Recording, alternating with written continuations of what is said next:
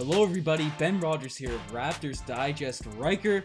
We've come out of our cocoons, we've been bundled up away from the Raptors news after that devastating season. We had a little bit of a talk, one video postseason, but Ryker, we're back, and obviously the draft lottery is ways away. We're waiting to get a little bit closer to break down the fun offseason we're about to have as Raptors fans, but Ryker, the rumors, the rumor mill, all this talk has slowly picked up with a wild report from Jeff Schwartz. I'm pressing the wrong buttons. Or Greg Schwartz.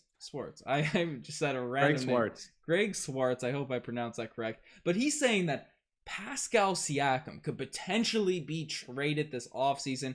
Some executives think he's reached his peak. His value's only going to diminish, and the Raptors should sell low on the guy. And he brought up a wild trade to the Charlotte Hornets for PJ Washington. I don't know if you want to dive into it further, Ryker, but this is the start. The start of rumor season has begun. The start of Pascal Siakam slander. Let's make our point clear right now. This trade sucks.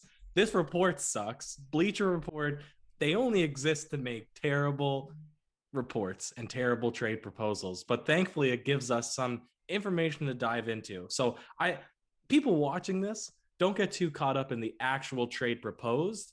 I think that what you could really sink your teeth into is that maybe Siakam is going to be on the block this offseason, Ben, right? Maybe. And so we'll break that down, but let's start trade specific. And yeah, they're saying Pascal Siakam, he's only in his 5th season, going into his 6th, but he's at the end of his ability to develop as a player. So let's trade him for PJ Washington, 2nd-year player of the Charlotte Hornets, averaging about 13 points per game, about a 38% three-point shooter on pretty low volume, and basically some other guy I've never heard of, and a first-round pick, but top 5 protected. Ben, yeah, it's got to be get any worse. The Charlotte Hornets, who were almost a playoff team without Pascal Siakam, without the Raptors' probably best player this season, right? We get their top 5 protected first round pick, PJ Washington and Vernon. I don't know who Vernon is. Maybe we're just slacking on our Charlotte Hornets news, but that's a horrific trade. That has to be shut down. And I know there's a lot of talk about potentially trading Siakam and all of the stuff that can potentially go into that. And we'll dive into that actual stuff in here. But if there's a return, if the return on Siakam looks like this, PJ Washington, sure, he's a good up-and-coming young player, but he will never be as good as Bubble Siakam, in my opinion. That's over his ceiling. Bubble Siakam is beyond PJ Washington's ceiling, so that's a tough criticism of PJ Washington. I think he has more potential than Bubble Siakam. He does. Come on. He's not a terrible player. But Ben, listen, point being, this is extremely low. Yeah, the Raptors, we argued they probably traded a bit low for Norman Powell. Now, obviously, Gary Trent Jr., he ended up being a really good player, but no draft picks as compensation for Norman Powell.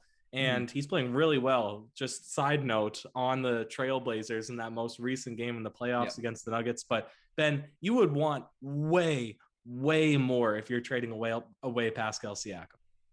Oh, 1,000%. You're not trading away Siakam unless you're getting a massive return. Because yes, will he ever return to pre-bubble form? Who knows? But even the Siakam we got this season as a 20-point per game scorer, maybe not the most efficient guy, but he is a proven number 2 option. You bring in a guy that's a little bit better than Siakam, he can be a perfect complementary star, and there's still that potential. You mentioned, what is it, his 4th, 5th year in the league, right? 5th year. 5th year. He still has a lot of potential to grow, develop, get right back into it. He's not a 35-year-old guy like Kyle Lowry who has waned away his trade value. Kyle Lowry seems to be, in Bleacher Report's eyes, have more trade value than Pascal Siakam. That's just foolish blast. Even though Lowry's the GOAT, obviously has had a better career as a Raptor, he's not a better player right now. He wasn't a better player this season, and he's not going to be a better player in the future. Ben, 26 years old, 5th season in the NBA, 1st year as the first option, playing away from the home play Tampa. home court. Yeah. No fans. The fans that did come for those couple games were hostile. It in the weirdest year possible, he still put up starter numbers. I mean, it's just they're valuing him so incredibly low. You and I are both of the opinion that you run it back with Pascal Siakam. You give him a normal year. You let that he's an energy type player, right? Yep. You let the fans give him that extra energy. You let him follow and get the flow of his role as that first option. But we got to make some parallels because it seems like all big men in the NBA right now at this position are facing similar slumps. Bam Adebayo just got paid, just underperformed in the playoffs. And now all Miami Heat fans are saying that they've made a mistake. Julius Randle just got most improved player, right? He's going to be looking for that big money pretty soon. It was expected that he'd at least get past that Atlanta series. He's completely collapsed now in the playoffs. It seems like these guys that are similar position, similar style of play, they're all coming away from themselves. And I don't know. You'd have to make the argument that you should sell low on all of these guys, and that's just not the case right now, Ben. Yeah, it's foolishness, that low trade value. I think we can back off from that and say that's probably just Bleacher Report reading too many spinny P memes. I don't want to knock my computer or anything, but the spinny P jokes on Twitter, that gorilla that's spinning around in every Vine or Vines TikTok that's regarding Pascal Siakam. I don't know. That's tough. Where would you say? Or better question, what return would you want if we were to trade Pascal Siakam in a hypothetical scenario that, these executives are correct? Maybe the Bleacher Report guys are misjudging the actual value of Pascal Siakam, but maybe there is credibility because it is Bleacher Report. They are somewhat connected, even though they do have wild takes, right? Maybe the executives are correct in thinking the Raptors might move Siakam, and I think you and I both agree that's very unlikely, and with Masai Ujiri around and all that. But say that's true. What return would you want to see for Pascal Siakam?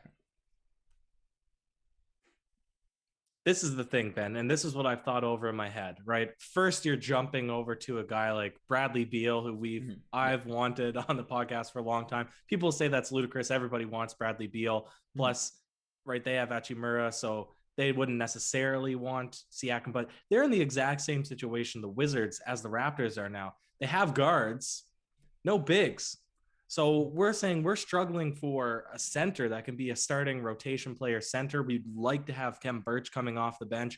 Boucher, I mean, he's been great, but he's not a defensive four, and so if we can lock him at the four as like a scoring four, that'd be perfect for him. But he's a solid defender. He's a solid defender. He's a shot blocker. He just doesn't have the strength to go down low. Yeah, at the five. But what I'm saying is, if you trade Siakam, Boucher has to become the starting four, and now you have the same issue with the 5 and the 4 spots. So while it would make sense, obviously the most attractive guys to get in return for a big sort of blockbuster trade would be guards. It would be the Kawhi Leonards and Paul Georges and Bradley Beals, right? But for a Pascal Siakam trade, you'd want a big in return. Yeah, that's fair. And there's not a lot of those guys that you'd make that deal for, because it's been known in the NBA that you trade up, right? You trade it's a better trade when you're moving up. You're trading your 25, your 4 quarters for $1, right? You're getting that sort of return. And Bradley Beal would be an example of a guy that has a better reputation, a better career right now than Pascal Siakam in terms of just getting buckets, in terms of what the Raptors probably need as a number 1 option right now. I guess you could make the argument, this could be a little debate video in its own when we're really hurting for news, who has had the better career, Siakam or Beal?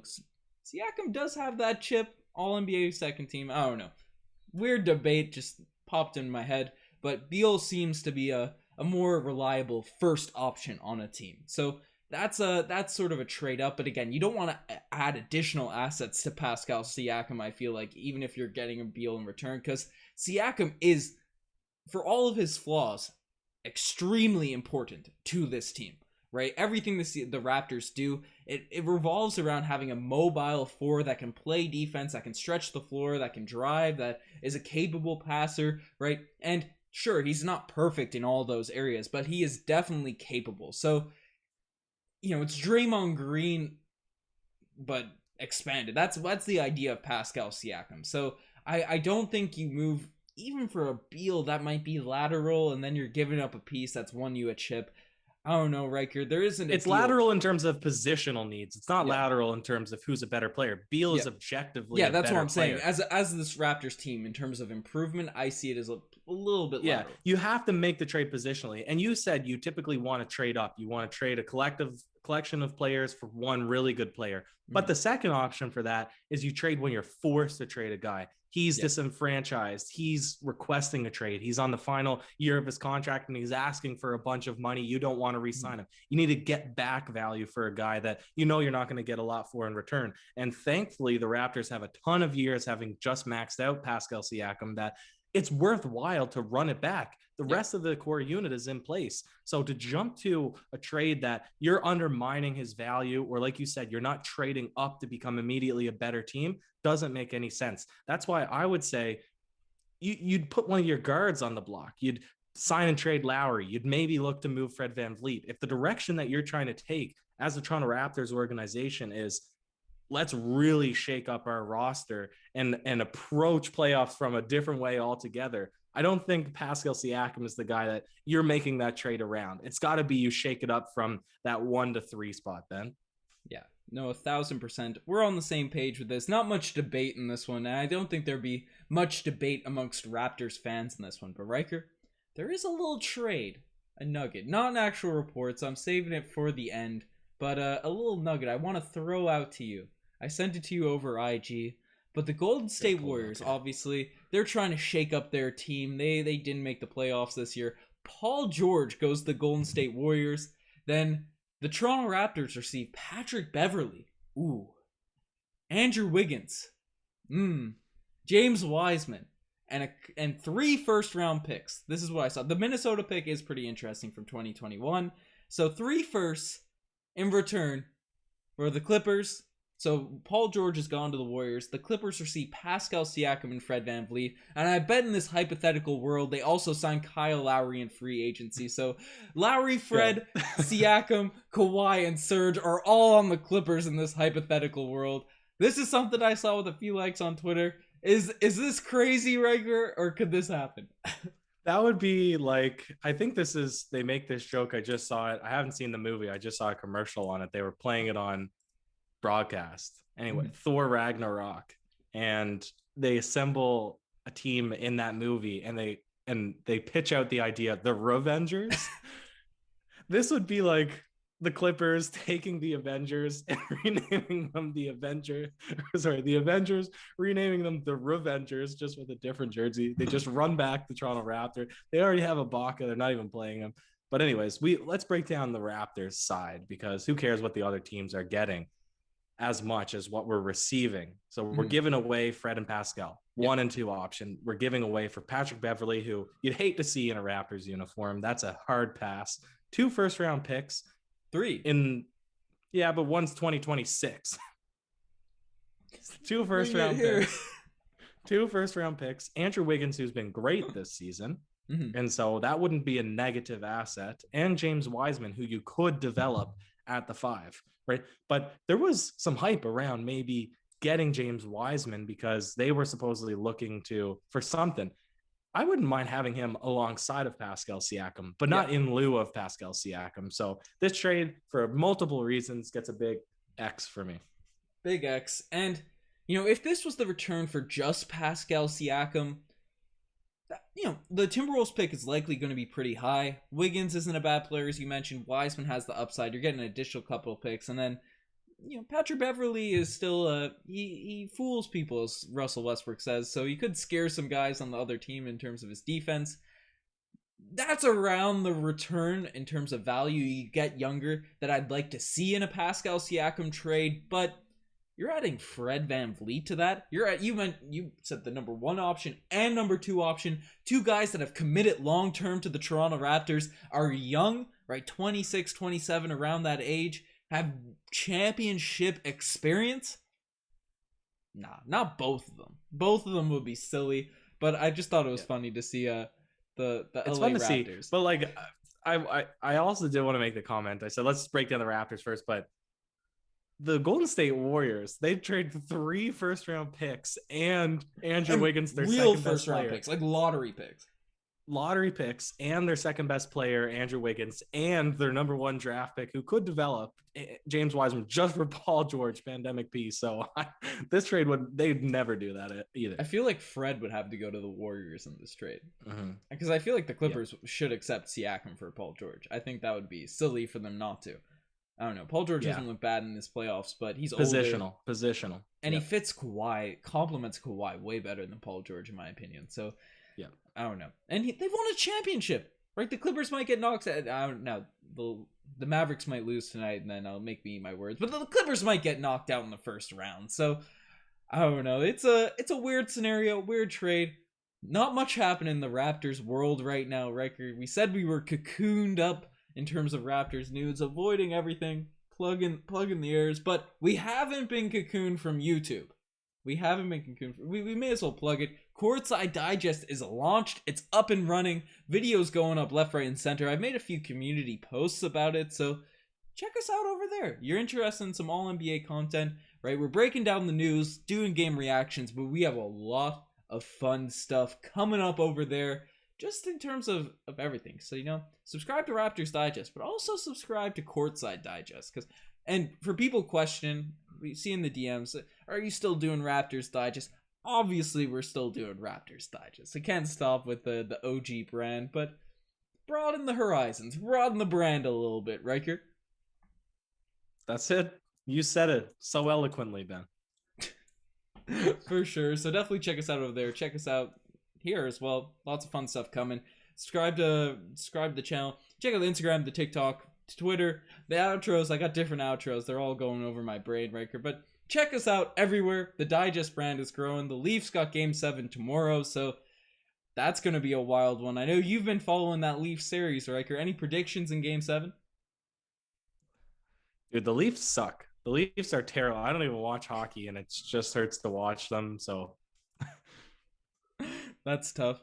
Rip the guys over at Leafs Digest, but they're holding strong. Their hearts are, it's a little bit anxious over there in the group chat I have with them, but we'll see it. Definitely check out their videos because they've been having a lot of fun with this wild Maple Leaf series. Anyways, I'm plugging a lot to end off this podcast. Do you have any last words, Riker? That's it for me, Ben. Good one. Cheers.